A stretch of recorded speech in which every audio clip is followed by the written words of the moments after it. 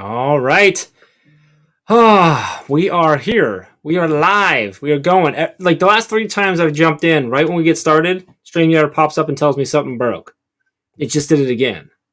So StreamYard, I don't know what you got going on, but you got to figure yourself out. So we fixed one thing, but another thing broke. So here we are. We are live. It's Wednesday. It's 5:02 now, which means it's time for Brain Break. I apologize that we are like 2 minutes late. I haven't figured out quite how yet, but I'm pretty sure it's Chad's fault. So we're going to go ahead and blame that. No, we are here. Dave and I did not mean the match, but before we do anything, first comment. Did I not tell you who was sitting around waiting for us to come on late? Nikki. Nikki, I said we owe Nikki a special apology because we know you were waiting for 5 o'clock. We're here. She's like, what's wrong with Dave and Chef? But somehow we matched. I don't know how that happened. So maybe we'll talk about that. I think Dave has something he wants to talk about. So we're going to get into there. We'll be back in about 60 seconds. While we do that, jump in the comments. Let us know where you're at, where you're watching from, what are you taking a break from, and what should we talk about today? I'm going to throw it out to them, Dave. We'll see what comes into that one. We'll be back in about 60 seconds.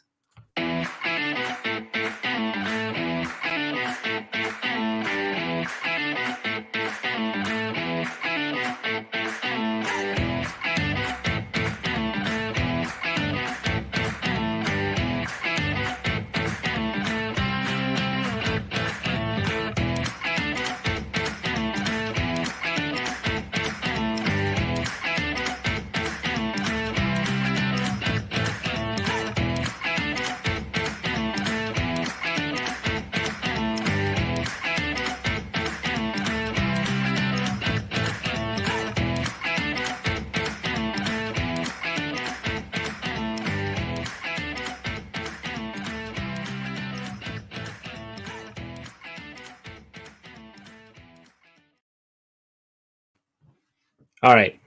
First things first. I want to confirm and just put it out there that we did not plan to both wear maroon shirts today. Oh, maybe I did. Maybe I looked at your Instagram story earlier today and said, "No, I didn't." But wouldn't put it past me. Now I kind of think you did. I'm not sure you can walk that one back at this point. Interesting. So I did look at your Instagram story, but I was dressed when I watched it, so. You are already. Well, that's out there. Yeah, I appreciate knowing that. That's good to know. That's a good thing. So Wednesday, how you doing, man? What's your Wednesday like so far? What's going on? That's not a good first. No, I got a vent first. Okay, vent. And so we were texting earlier. What are we going to chat about today? And I gave you a few things, and then something else hit. And I want to vent first. Okay, and then we can always talk about those other fun topics. Is that cool? All right. What's the vent thing? Okay. Go ahead. So the vent first. I'm going to start with a compliment to you, to Chad, and to Ray. I'm going to start, okay? Because I think you guys do something extremely well that I wish another company did as well as you do. So one of the things that I love about the three of you is you own. I love these conversations. No, it's good. It's good. You own things and you take the blame for things, even if it's not your fault. You will simply say, "I'm sorry," or "This one's on me," even though I know full well it's not on you. It's not your fault, but you will own it and just take it, and it garners an extra layer of trust because you're willing to humble yourself even when you don't have to. So like, for example, today I had a conversation with Chad and Chad said, "This one's on me." It wasn't on Chad at all, but he owned it and just, it wasn't on him one little bit. If it's what I'm thinking of, I'm pretty sure it was on him, but go ahead. No, I'm not blaming him at all. But I love it. So let's just say it was. He still said it's on me. But it wasn't. A great point, even if it wasn't. Sure. Gotcha. And I love that. Because I think there are a lot of other people that think if they do that, it makes them seem weak. It makes them seem flawed. But I think it makes people feel so much, it just makes people seem so strong, so approachable, so trustworthy. I'm saying this because I've been on the phone for the last hour with a certain mortgage banker that might be headquartered in Northern Ohio. They might own the rights to the arena that the Cleveland Cavaliers play in, who I might be using to buy my new house. Okay. So signed my purchase agreement 3 weeks ago now. 3 weeks ago. I'm supposed to be closing on that new house in about a week and a half. Getting ghosted from them. They keep asking me for things. I keep sending them things, but every time I ask a question, I'm ghosted. So today, finally, I said, "I still haven't heard about the appraisal on the house. Can you just let me know, did it appraise?" And they said, "Oh yeah, we just ordered it. We should have the appraisal." in about 5 weeks.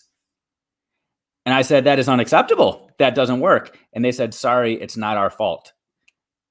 So we've been going back and forth, like, really, whose fault is this then? You literally have one job, get the appraisal and give me my money. And they haven't done that. And I am so frustrated. We're in a global pandemic. There's all these issues, but for them to not even say, yeah, this is on us. We dropped the ball. I mean, I asked for the documentation, and you can see where they internally just forgot to keep passing things along, and it would sit for 4 or 5 days. Pretty sure a global pandemic doesn't stop appraisals. Correct. But maybe last May, but not right now. Correct. I mean, everybody is buying houses right now. Yeah, appraisers are making a killing right now. So banks have been dishing out more mortgages in the last 6 months than they have in the last 6 years. Yeah. So I'm just a little frustrated, but at the same time, I want you to know that I appreciate that you guys do that so well. Even so, if you could just apologize on behalf of that bank for me, I would appreciate it. I don't, I'm gonna figure out what happened, but I apologize. Like, this is on me. This is my fault, 1,000%. I'm gonna get it fixed for you, brother. You do have that Ohio connection, so if anybody's gonna take the blame, it's really. You're like talking about with the Cavs playing. I'm like, Gund Arena? No. Like, they're pretty fast. Some might say they're quick. They're not quick out, but they are quick in. Just saying. Well, yeah, they've changed it too. They could change the name a bunch of times. It's stupid. Yeah. Anyway, yeah. I'm sorry you're going through that. That's no fun at all. So, if anybody sees me, like, just hitchhiking, looking for a place to stay for a couple of weeks, whatever, mid-June. Hey, I know somebody that's going on like a vacation to Florida in June. Maybe I'll hitch a ride. I don't know. I'm just saying, because I might not have anywhere else to stay. Just help. Okay, sure. So pick Dave up if you see him. I would also suggest that you then look for his family, because apparently Dave's by himself walking on the road and you're picking them up. No, they're behind me. They're the ones that are going to be sweet and cute, holding up the cute little sign so we get sympathy. Because if it's just me, people are just going right on by. But they'll help those guys out. Gotcha. Yeah. Anyway, I just had to get that off my chest because I knew I'm a little distracted and I had to dive in. But other than that, honestly, the rest of the day has been absolutely amazing. It's been a good one. Okay. Well, sounds good. Awesome. Yeah. Well, that's good. Yeah. I started my day. Can I tell you where I started my day? Yeah. Where'd you start your day? Chiropractor. You ever been to a chiropractor? No, never. Okay. So up until about a year ago, I hadn't either.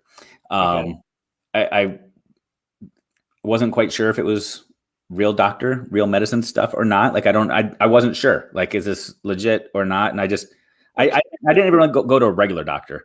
I just totally dismissed chiropractors. You know what I mean? I didn't go to like this whole thing is dismissed. I didn't go to like a primary or anything. Pray to God, like whoever you do go to for chiropractic, I hope they're not watching. Yet. Right, because the next adjustment's going to be interesting. But about a year ago, I discovered that my insurance covers chiropractic care. And I was feeling a lot of tension in my back. And so I called the chiropractor and like, yeah, and we do massage too. I was like, is that covered? And yes, it is. So I was like, ding, ding, ding, sign me up. So I went to the chiropractor this morning. So you went to the chiropractor to get a massage, not like... Well, no, it's like just to get the tension out and stuff. It's not like it's not like a spa. But I went there, and as I'm getting my adjustment, the chiropractor, diplomas and degrees all over the wall, I think trying to verify that, yes, this is real science, it is real medicine, because apparently they have to for you. There's a lot of people like me out there that are condescending. But lots of degrees, and we were talking about what chiropractic school is all about and how much you have to study and prepare and the exams involved and whatever. And as I'm lying on the table getting ready to be adjusted, my chiropractor says, I need you to move a smidge. And I said, I don't know how much that is. Like, how much is a smidge? And I said, it's like a scooch. Can you just move over to those scooch? I said, that's not helping. I still have no idea. What thing? The thingamajig. Like, I had the potential to get my neck broken or my back broken at any moment if I didn't quite know what a smidge or a scooch was. And I didn't know exactly. Like, I wasn't sure if those were scientific terms or not. So I made fun of my chiropractor in the moment and asked if those were real degrees on the wall or not, because using words like smidge and scooch, I wasn't quite sure. But it made me start thinking, like, do I have words that I use like that either I just talk with my own Schmittoisms that people look at and say, seriously, you've got a doctorate, you're talking like that? Or on the opposite end, do I have words that I use to try to make myself seem smarter that are really only for my career and my craft that nobody else understands? So Interesting. 1 to 3 inches. Good to know, Facebook user. A smidge is 1 to 3 inches. Elijah has all the answers. Okay. Danielle's in the house. Mark's in the house. Megan's in the house. Nikki's here. Good to see everybody. Mike's here. Okay, so like an example. This is a stupid example, but it's a regional thing. Here in Michigan, we drink pop, right? And where you're at in Ohio, is everything a Coke or is it soda? No, that's way further south. That's like Carolinas and down. Okay. But do you drink pop or soda? In Ohio, it's pop, but I say soda. Okay. I don't remember exactly when I started saying soda. I think it was when I was when there was a time in my life for a couple of years where I dated a girl from Georgia, and I spent a lot of time in Georgia, which is where the Coke because Amy. So you still say soda because of that, Jeff? This is that's the only place I can think of where I picked it up. But we have really good family friends that are from North Carolina that say that they actually call, like, half their family calls everything Coke. And half says soda. It was funny when we first met them in North Carolina. We both families were like at the beach when the kids ran into each other. Like the one is, I remember I can't remember how old we were, but I remember my older brother Paul at like the one friend, I think it was Steven, was like, "Hey, you guys want a Coke?" And Paul's like, "Yeah," and he's like, "Great, what kind?" And Paul's like, "A Coke," and he's like, "Okay, you can walk away." And Paul's like, "Did he just like?" We're trying to figure it out. Like he was like, that was him saying, "Hey, you want a soda?" And Paul was like, "Yeah." And he's like, "What time?" "Oh, Coke." Like, but if you would have said Mountain Dew, he would have got you. Like, it was just one of those things. I think down south, from what I understand, that comes from the fact that Coke is in Atlanta. Like Atlanta, yeah. Thing, and that was all you used to drink down there. But yeah, it's a lot of people refer to it as everything being a Coke. And that spread far further because I remember when I think that goes like in the south, but further west than I would imagine, away from Georgia. So I don't know. But I say soda. A lot of people call it soda. I think in Ohio it's definitely mostly pop. Most people are asking pop. Huh. So another interesting example. So with last week, the last Focus on the, I think it was last week was last Focus on the Focus, and it was me and Caitlin, and then we had amazing guests that came and joined us. We had somebody join us from South Carolina. We had somebody join us from West Virginia. We had somebody join us from Northern Ohio, and they were all introducing themselves. And then Caitlin introduced herself from Chicago, Illinois. And she said, "Hi, y'all." So South Carolina did not say y'all, said you guys. South Carolina's Holly Stewart. West Virginia was Joe, and he was hello, guys. And then we had Chelsea from Northern Ohio was hello, guys. And then Chicago was a y'all. Have you ever heard anybody from Chicago or up north use y'all? Or is that just a Southern thing? I think a lot of people use y'all, and it's becoming even more and more widely used around because you guys, depending on your audience, can be a divisive term. Okay. So we're using things like you guys or you all or y'all more. So I think that's happening. Also depends on potentially where. I mean, if you go up and you have me around people, you had family that were from the South and said y'all more, because I know that's where, like, it at least used to be much more in the southern states, at least that I knew of. Again, more like Eastern, so Carolinas and stuff was y'all. I think some people who might say y'all in a normal setting, in a quote unquote professional field, might say something like you guys or hey everyone or something instead of hey y'all. So, but yeah, are you a y'all? Are you a y'all person? No, but I've noticed that I have been trying to be more intentional with when I say things like, and so I don't say you guys, you all or stuff like that or everyone. But I don't know if I do y'all. I probably do y'all from time to time. I think I'm going to start.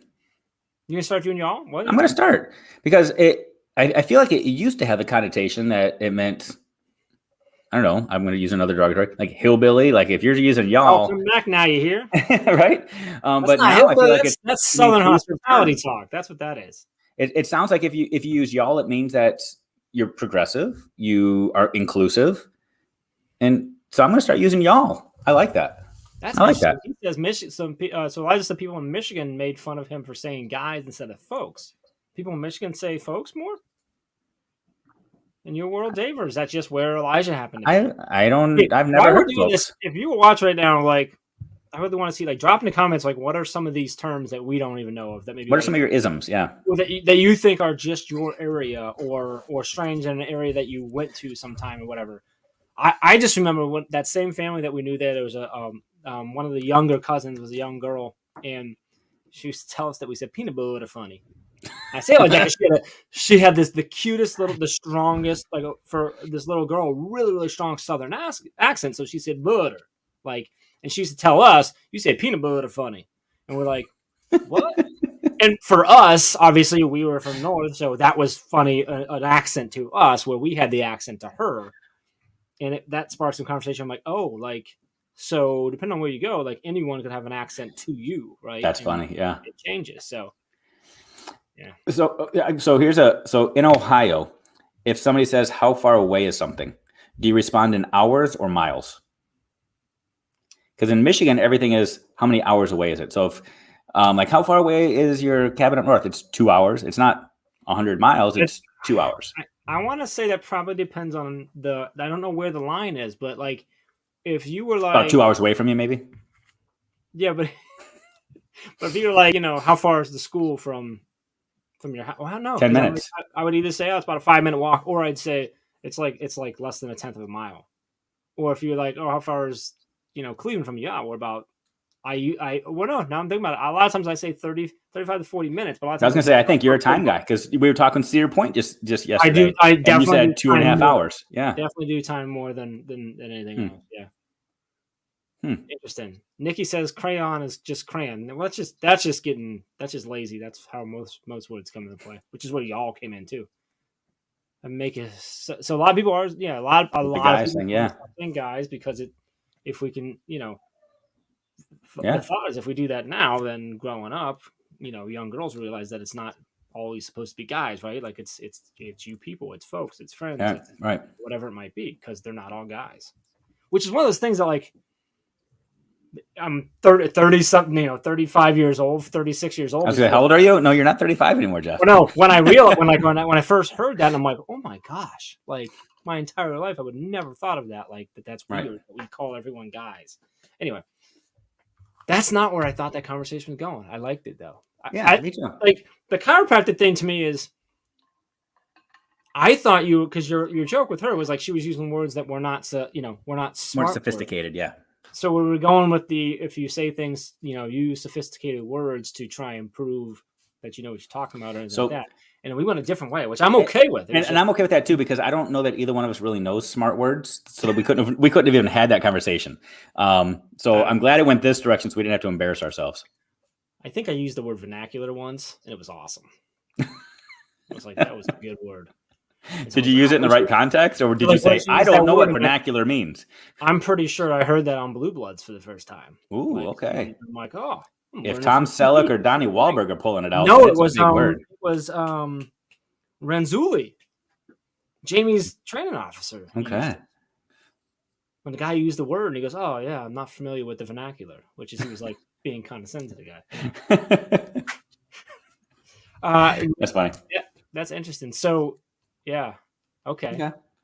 So on that theory that like see, I thought you were going to go with like, hey, do we use that, or is that important, or should we have to, or do we need to, or whatever? That's a good question. It is, yeah. No, the things that it's Mike's, yeah. Yeah, like well, I mean, you can still hang up the phone, but you don't hang it up. So it's interesting because even phone, like I think our phones still they don't still say hang up when you. When was the last time you used the talk feature on your phone? I don't know. What does it say? I had like I need to call you right now just to find out. I talked to an old buddy of mine today on the phone. Did you? I did. Like actually, like on the phone, heard each other's voices and everything. It was great. Wow, you're like a classic. You know that they had an app for that? Like it's built right in. It's crazy. That's impressive. That's an interesting one too, though. So can you? I have no idea what that one even means, Mike. Oh, like if you're going through like the Netflix, whatever, you tap the show instead of like changing the channel. You just tap the show. Huh? I have no idea. A touch screen. I've never said that, but tape. Tape. Okay, so I was trying to understand what he was saying. I'm like, I can see. I like tap the show. There you go. He was saying taping the show. Yes. Don't use anymore. Like tape a show. Do you have any VHS tape still?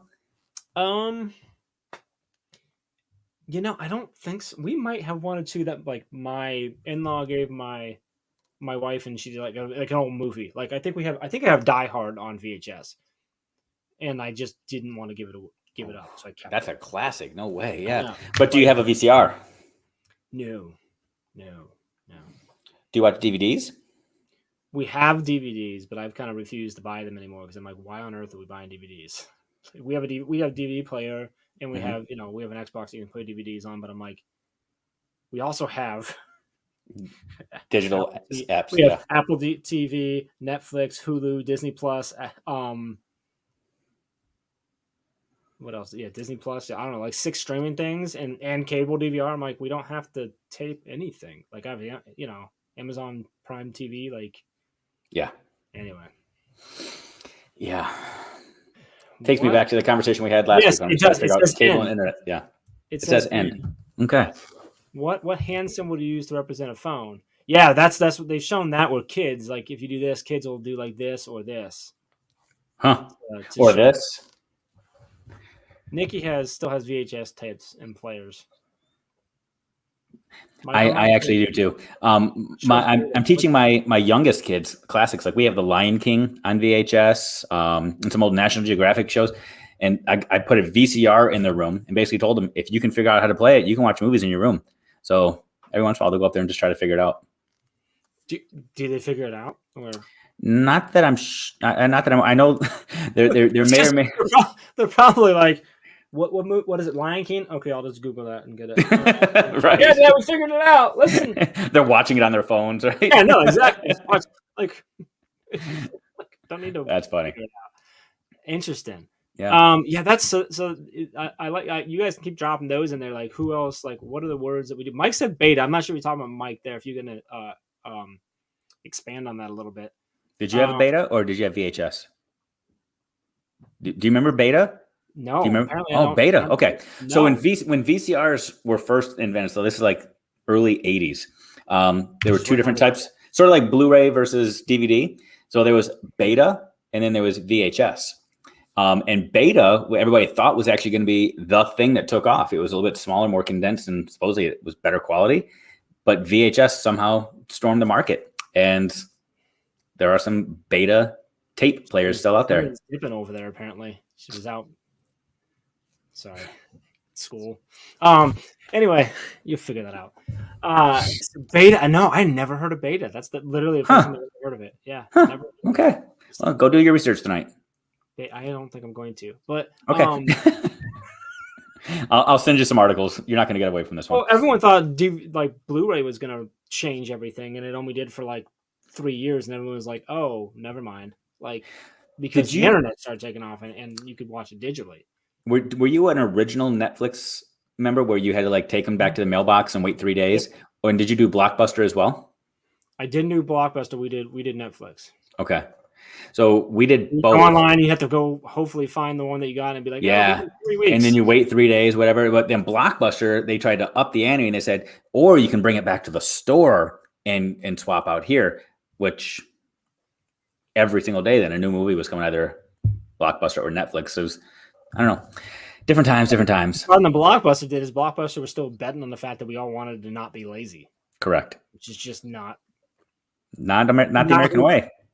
It's the same reason if you're fighting self-driving cars right now, you're going to lose. Yeah. Because people don't like to do stuff. We're lazy. True story. The fact that people are tuning into this right now, I think kind of proves the point, right? If you're willing to just sit back and veg out on this, people, welcome to the circus. I think if you're not here, you're lazy because you can do it on your phone. Anyway, yep. So Redbox, we still have Redbox kiosks in Stowe. Like they still exist. And the other day, like there's one outside of the store that's next to where my daughter goes to dance. And like the other day, I'm going to like sitting outside waiting for her to get done, and a family came and got a Redbox, and I'm like, oh, like people still do use that. There's some new releases. Redbox is awesome for road trips. So like in our van, we've got the DVD players. Oh, so you can just go get pick one up and then you just drop it off when you get there. It's like the airport novels that you can pick up at the airport kiosk and then you return it at wherever your destination is.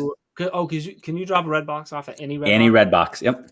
So it's like a enterprise car. Yeah. Yeah. Will they pick you up too or no? I don't think so. I haven't tried that yet.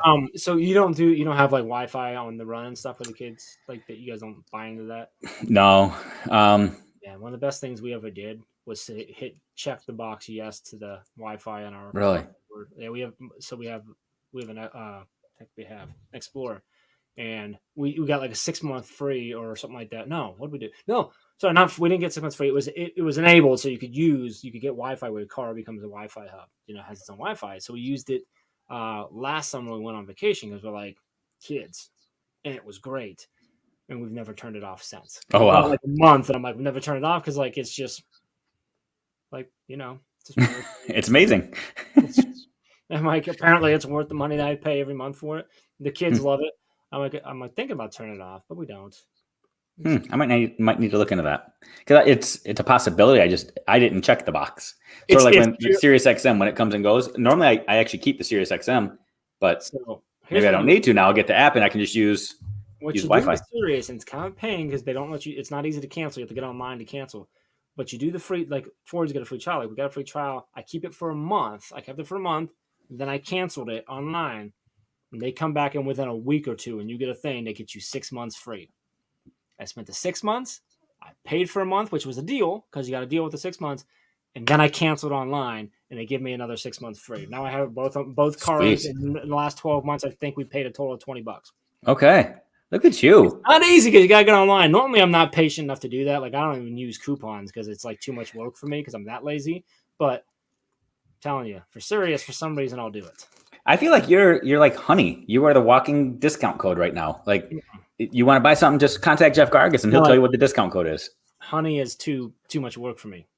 And I'm not even joking. Like, well, nobody needs it. You are honey. Like, you've got it covered. Capital One thing that Samuel L. Jackson talks about. Like, that's a Chrome extension. That's what I'd recommend. Okay. I don't know what it is. I'm too lazy to put that thing on. I'm like, is that because you're a Samuel L. Jackson fan or because it's actually a better product? Okay. I have no idea if the product even exists. I just know it was on commercial. You just said whatever that thing is.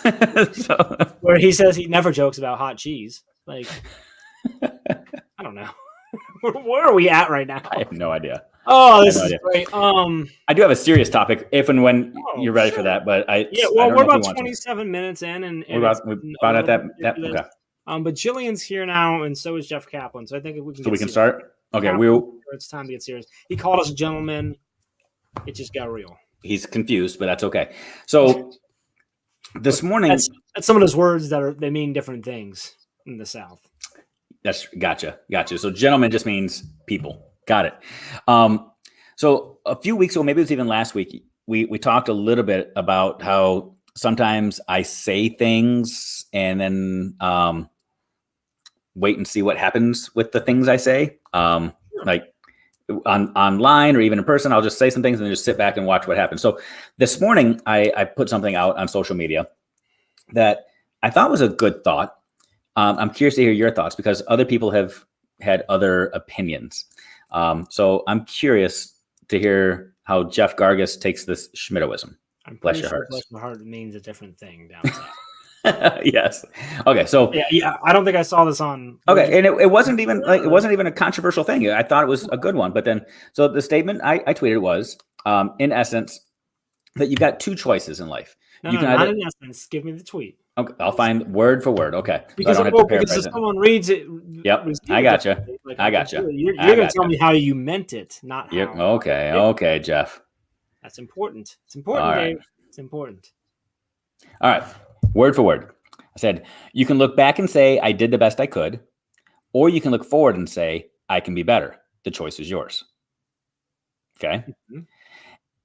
So, first of all, when you read that, do you read any angst from that? Do you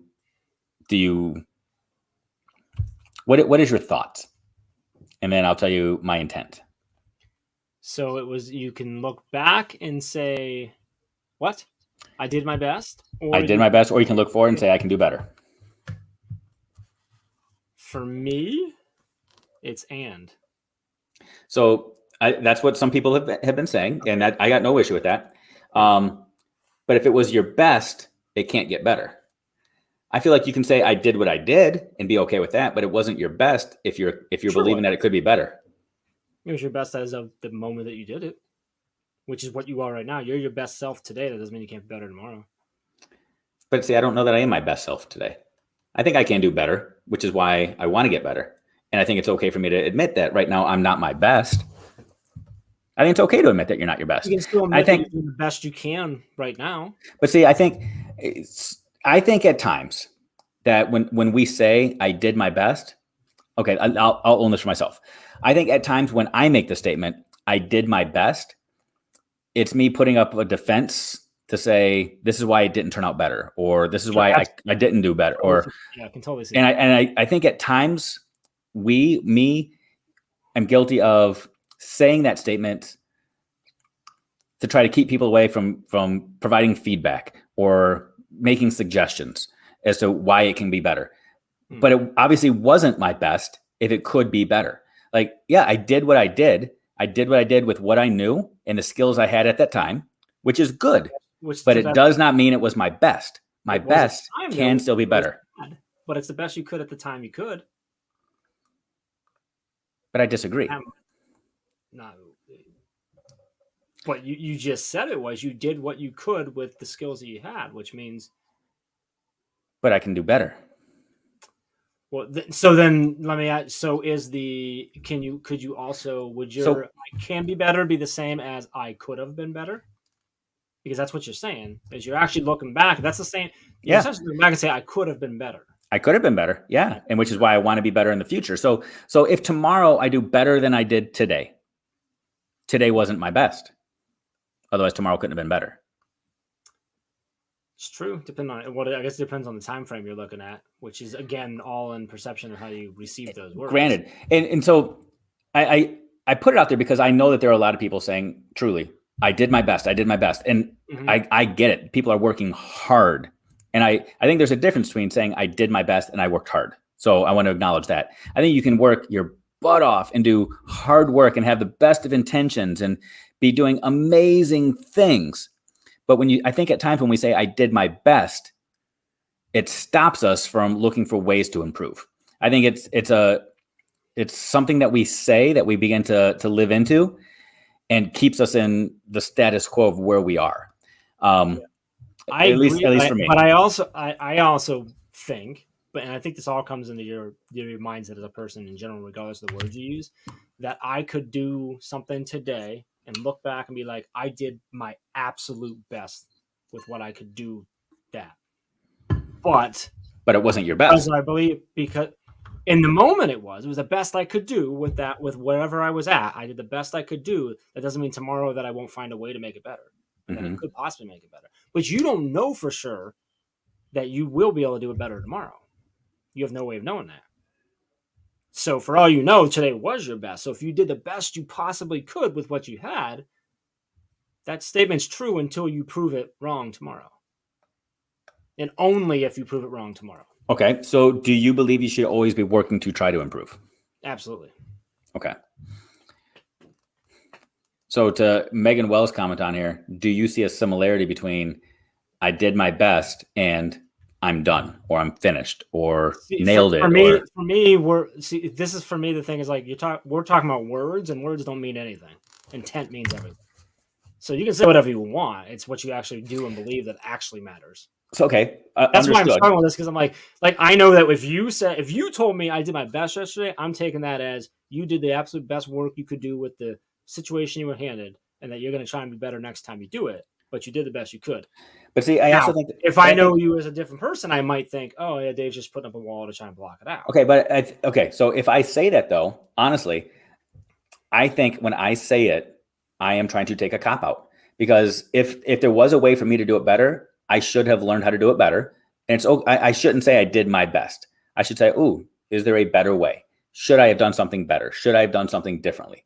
Like as a dad, I don't think I should say I did my best as a dad. I should be constantly looking to be better as a dad. There are some things that I've messed up on that if I say it was my best, that's shortchanging the mistakes I've made. And I want to be able to own those to grow into them. So I want to focus on your word of should have, because you said if I did that. Don't tell me to get out of shouldville, Jeff Gargas. No, because you said I did my best, but there was a way for me to do it better. I should have figured that out. But what if you didn't have the information to figure it out yet?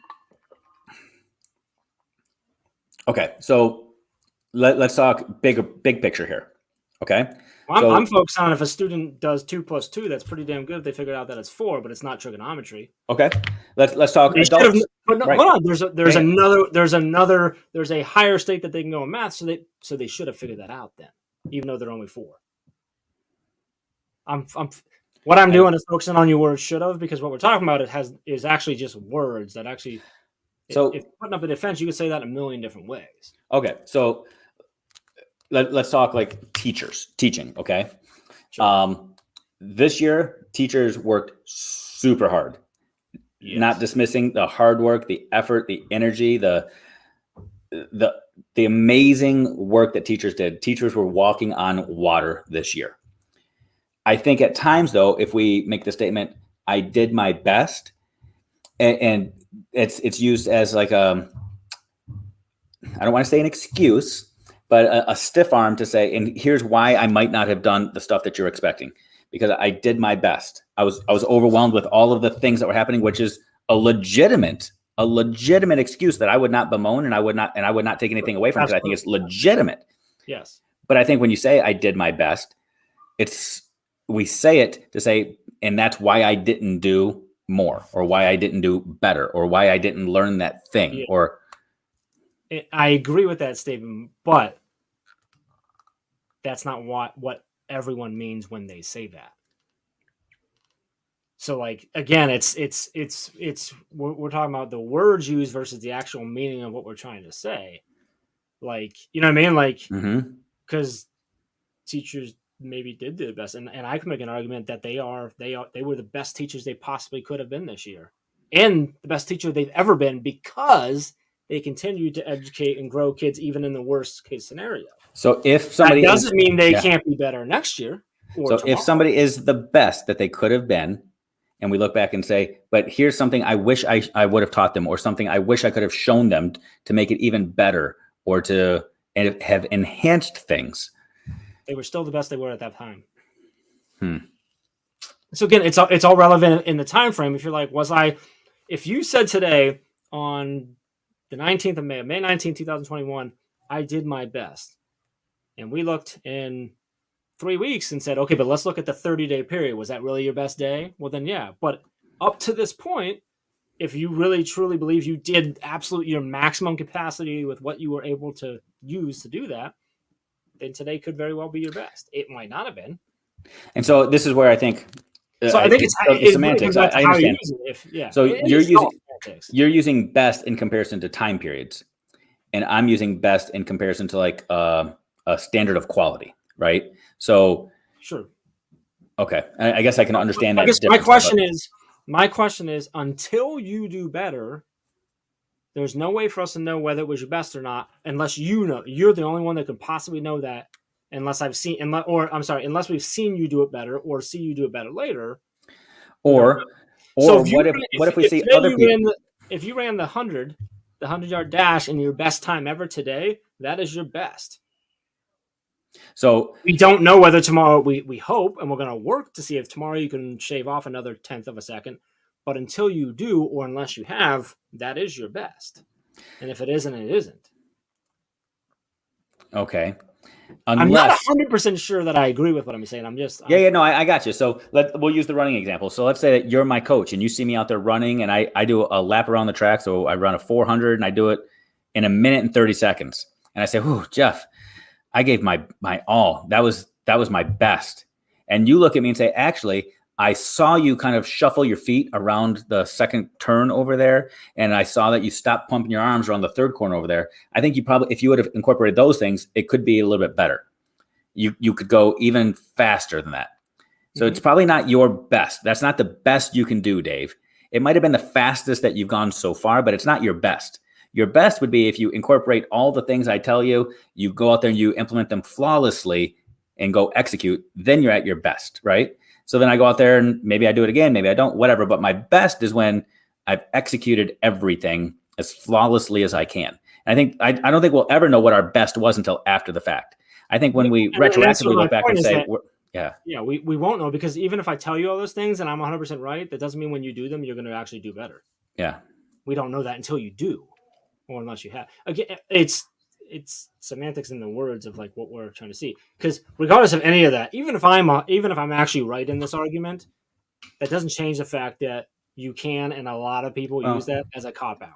So like, Jeff, whether you're right or wrong, I know you gave your best in this argument, so it's okay. And can I just give a shout out the one and only Chad Ostrowski's joining us here in the comments today? Wow, that's awesome. So Chad was interesting because I was going to invoke when he said to all of our teachers that were on the May 14th event that you are your best self right now, the best you've ever been right now. Was Chad just copping out for all of them? Well, no, because I do think there's a difference. It's content. If you add the that you've ever been, yes. I think if you add the context of time to it, and up until this moment, this was the best, I think it's 100% accurate. But when you say I did my best, period, as though like that's the best that you could do, I think I think it can be a cop out. If you give context and say I've done my best up, like this was my best year teaching so far, amazing statement. But you're also by adding so far alluding to, but it could still get better than this. But up till this point, this is the best it can be. But if you say this is the best, then I don't know. What if I said I did my best, but I'm going to try to do better tomorrow, or I'm going to be better tomorrow? I could have still given my best is still doing my best if that's all I could do. And I think you can say I tried my hardest. It's the same thing. I don't think it is doing best, and so there. And I feel like we're going to. But you get subjective in the sense of like what you're saying the best is versus what I think the best is. So here, this is like a standards-based grading conversation, and this is a real conversation. So when we're saying best in that context, we're using comparatively. We're saying compared to another time or who you were in the past. We're comparing you to other people. It's norm referencing. So we're comparing you to other people or other circumstances versus comparing it to a criterion and criterion reference. So an example, my second grade son, and I just used this example with the school last week. My second grade son has a report card where a student can get one of three grades. They can get an A, which doesn't mean good. It means area of need, which is a whole another conversation. My son can get straight A's and actually be deficient, and I would have to be able to interpret that. But A means area of need. He can get a check, which means met the standard, or he can get a check plus, which means exceeding the average. Okay. So my son could theoretically get a check plus, but not be meeting the standard if he's just doing better than everybody else. Oh, so it's not based on the actual because it literally says on the thing, a check means a check means met the standard. A check plus means better than average, and it's this weird mixture of you're using comparison data or norm reference data and criterion. So is it better than all the average, or is it that he met the standard and is better than the average of those that have met the standard? Nope. It simply says check plus equals better than average, which is the confusion, right? Yeah, so isn't the check supposed to represent meeting the standard? So if you put check and then a plus, the plus had better than That's average. Exactly it. That is the conundrum that I'm in. So so for me, the way I heard that is like, no, if he has a check plus, he has to at least have met the standard. He wouldn't have the check. Can you do me a favor? Can you send Chad a link real quick to this? I already did. Okay. I did. Unless, I get where you're confused because if what you're saying is the way, then I'm like, oh, then that's a really weird report. Now, if is it a check and then a plus, or is it a check plus? It is a check and then a plus sign next to it. So two separate symbols, because the check is, based on what you told us, represent. So you can either get a check or a check plus. You can't get a check and then a plus. Okay, so the check doesn't. Okay, gotcha. The check by itself represents. Gotcha. Yeah. So that's kind of like. What do they consider better? So yeah. I guess. You take most of the kids and they're doing a little bit. They've none of them a few more questions right, but nobody's there yet. So, and I think that's kind of like the conversation you and I are having. So this idea of best, in your words, is compared to who you were, or to other people, or to all of your previous performances. So you're comparing to something else. Well, I'm looking at best being you have met. You can't get any better. You have mastered it. You are at the cream of the crop. So what about, I don't know who it is. Who's the fastest runner in the world? Like, are they the best? Have they done their best? So whether or not, those are two different questions. So I love that you asked both of them. Are they the best? Yes. Are they the best? Yes. Have they done their best? I don't know, because they could go beat But their you time. just said that the doing your best. They are the best, meaning compared to others, they are the best. Have they done their best? I don't know, because they could still be faster. So that, for me, that is my thing. Is like you could say that you can do better tomorrow, but you don't know that. Like it's easy to say that you're not the best because you can look at whoever the best is, and boom, you're the best or not. But I gave my best means I did the best that I was able to do, which means we don't and we don't know that I didn't unless I have before or I will in the future. Compared to Usain Bolt or something, it's easy to tell that I'm not the best. So in education, we have terms that we throw around loosely: best practice, meaning if you implement this best practice, you will do better, or it will help you be more efficient or more effective or something. Which better, best, I don't know. Chad, you're smarter than both of us. They should be Answer good. this for us. I'm actually dropping my daughter off at dance, and this conversation was so good that I had to say hi. Just okay. Hey, friends. So this is an amazing conversation because I think we're getting confused between being the best and saying that you've done your best. And I think I'm a little glitchy. Yeah, which sorry is if my signal's off. So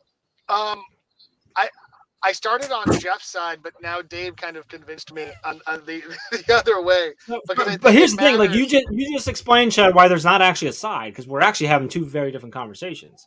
I agree. A person can do their best, which would be defined as their current limit of skill, knowledge, or ability level in a given moment. So if we're using the running example that Dave gave, that runner didn't know they were shuffling their feet on turn 2 or that they weren't using their arms on turn 3.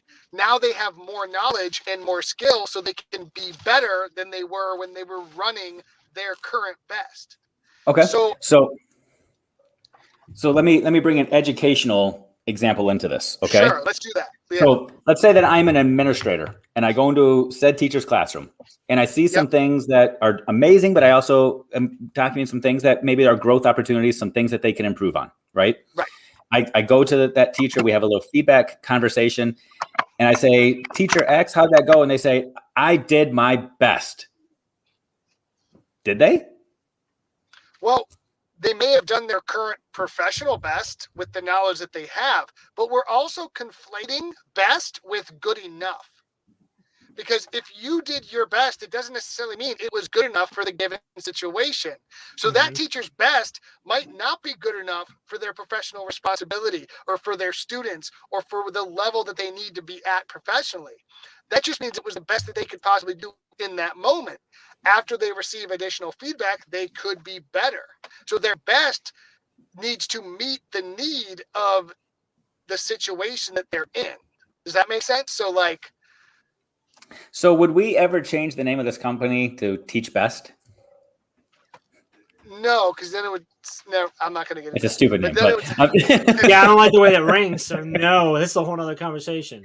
Then we'd have to change the chat again. It just gets. I know. Like we're not. Yeah, it's not going to. Teach Best team. No, I don't like that. It's too. So instead of calling things like best practices, should they be better practices? Yeah, really, they should be called like good practices or better practices, or I mean, they're all practices. So like, yeah, but there are varying degrees of trial execution. Run anyway, isn't it? But there are varying degrees of execution of those practices. Yeah, sure. So like, if we know a practice is a best practice, there are degrees of executing that best practice. So we could say it is a best practice, but you may not be executing it to the highest ability or capacity of that practice. So somebody could execute a best practice better than somebody else? Correct. Whoa. Because they're because it's the practice versus the execution. Yeah. Yeah. And that also doesn't mean that best practice is always going to be the best practice, because eventually we're going to have other knowledge that might bring up another practice that is better and therefore becomes the new best. Or something. I don't know. Let's change it. Yeah, that's a good point too. So best practice in like 19. Yeah, I was gonna say there were best practices back when Dave was a first teacher. Wow, no, hold on. Like it's teaching not the kids same. how to write correctly on chalkboards was a best practice or something like that, right? So I suppose that's a moving target as well, which I think is sort of summing up the importance of this conversation of identifying anything as the best or a best is a dangerous assumption. There we go. Yay. I agree. So my thing is, when it all comes down to this entire conversation, like I agree with the initial thought is that most of the time when people say I did my best, they're copping out. But I can agree. For me, unless I have data that shows me one way or another, I'm only assuming whether you can do, and only you know whether you're copping out or not. Yeah, but I would also argue, so if they don't have, like, so if someone feels like they're doing their best and is mentally or emotionally or professionally at their capacity, whether they can actually reach another level and whether they actually are two different conversations, right? Yeah. So if I'm coaching a teacher and they think that they've reached their best, in that moment, that is their capacity. It is our job as trainers and coaches and leaders and principals and supporters of educators to open up those other doors to increase that capacity and improve that practice so they can become better and reach new bests in their ability to execute. So yes, agreed. I think one of the underlying premises to all of this. Complete free ride. No. I think one of the underlying premises to this is I think far too often we equate completion, compliance, work effort with quality, and those are not the same conversation. Just because you're working hard on something doesn't mean you did your best on it. And I think a lot of times we say I did my best to equate to I worked really, really hard. And it's just like with a student in a classroom who says I worked really hard, but they didn't show mastery. That doesn't mean that was their best, and it's our responsibility to get them further. You worked hard. Acknowledge that. The flip of that is also like you could do your absolute best, but not have worked hard. Right. That's just your capacity because you're not whatever. Yeah, but no, 100% agree. Yeah. So we only have a few minutes left, but like we never even got to like what is that the arguments that people were making on your tweet? Was that? Well, I think people were type of thing, or was it? I think some people were upset because missed the start of this conversation. I'm going to go back. It was all from a tweet that David put out. I think some of the people that got upset heard it like upset about it. Because I want to be very clear. Like I've been arguing with you, but like it's just for the fun of the argument. Oh yeah, I'm fine. I'm cool. And I think a lot of people that engage in the dialogue do it just to try to see where the conversation can go. So I'm totally fine with it. You learn, absolutely. So I think what some people might have perceived was the idea of saying you have a choice. You can either get better or you can say it was your best. To think they heard, I don't think you worked very hard this year. You could have worked harder. And my conversation has nothing to do with how hard you worked. I know people worked hard this year. I know people bent over backwards this year. People tried their best to walk on water and did everything they could. People learned more skills this year than probably any other time in their life. I am not dismissing that in one stretch of imagination. But I also don't want people to think they've made it and they're done and now they're at their best, because their best is still to come. Mm-hmm. Your best is still in front of you. If you say that your best is behind you, then there's no reason for you to keep learning and growing and trying to improve. I don't want people to look backwards and say their best is back there. I want people to assume their best is in front of them. Hence, keep going, keep growing, keep learning. What was the, if you had to guess, what was the percentage of positive comments versus not as positive comments? I'd say it's probably 80-20 of people that were supportive. 80 being supportive? Yeah. But the 20% that question it sometimes occupy 80% of my mind. So I get it. Okay. We only have 4 minutes and I have a meeting that I got to. So I want to make sure that we note a couple things. Chad, we can let you go, brother, because I know you're in the car. You got to get home. So Chad, thanks for jumping in. Thanks for letting me join, guys. Yep. We're going to push you out of here and go back. Two things I want to mention. One is we just put on the website, just launched all the registration pages for a bunch of summer webinars going on. So we have 4 webinar series that are about the grid method, 2 that are like basically the 2-day workshop version, but immersed. You're going to go through the grid method workshop in a grid across 4 weeks, 2 days a week, with the same cohort of your colleagues, which is awesome. And then another set of those, there's 2 options also for building a intro grid, which is, so once you have the knowledge, or if you already run the grid method, learning how to build that intro grid for introducing students and bring people into that grid. And then we have a 5th series that is you Me? and Caitlin talking Ooh. about stuff. Talking about weighing in to get buy-in, which is Yeah. all about there's going to be some grading and assessment in there, I'm sure, because it's you and Caitlin, but it's more about how do we have these tough conversations How do we talk? Yeah. in the ways in which that we can start them, make them productive, and bring people along with us to actually make the change. So that's going to be super powerful. We also have one that's not officially launched yet. Details are coming soon, and that's going to be a standards-based grading one with Mr. Dave Schmittou as well. So super excited. Also, tomorrow night, the 20th, Thursday, the chat officially changes. So we've been using hashtag Teach Better. So it's the hashtag Teach Better chat right now for the last several weeks.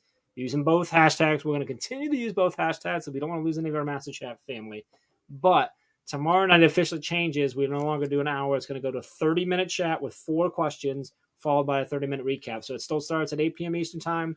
But it's going to go from 8 to 8:30, and then the live recap starts at 8:30 p.m. Eastern Time there. So the whole thing is an hour tomorrow night. Kevin Butler, that is going to be an engaging hour. Yeah, that's awesome. And I get to go live with him afterwards to recap the chat. So tomorrow night, hashtag Teach Better chat, starting at 8 p.m. Eastern Time. New format. I mean, it's the same thing, which is 30 minutes, a little bit shorter. 4 questions. So we're excited about it because I like that it's kind of forcing our moderators to really niche down in the best 4 questions that they have. To focus on the focus, if you will. But exactly. Yeah. Wow, that was nice. Well done. So that's going on. So teachbetter.com for all the stuff with the webinars. Those are all happening. The first one starts the second week of June, second June 14th. Yep. They go through June, July, and August as well. So lots of opportunity for you to connect and grow with us there. So head over there, and we'll see you tomorrow night for Mastery Chat. Or sorry, see, I'm so used to it. Tomorrow night for Teach Better Chat. Jeez, that wasn't your best, Jeff. That was not my best. You're absolutely right. Yes, Danielle would highly recommend the summer grid workshops. They got a great, we got an awesome response last year, so we decided to do them again. So good stuff going there. Mel, good to see you there. I see some other anybody who jumped in here. Thanks for jumping in. We appreciate you. We had some fun and we went deep, and that was fun too. Even Chad popped in. So, Dave, anything else for anybody? I think I'm good, man. That's a lot. If you're an admin and you aren't already, make sure you're joining us on Tuesdays with Dave for masterminds at 9:00 Eastern in the morning and 7:00 Eastern in the evening as well. So, all right, brother, appreciate you, and we'll see you all tomorrow night. Cool. Sounds good.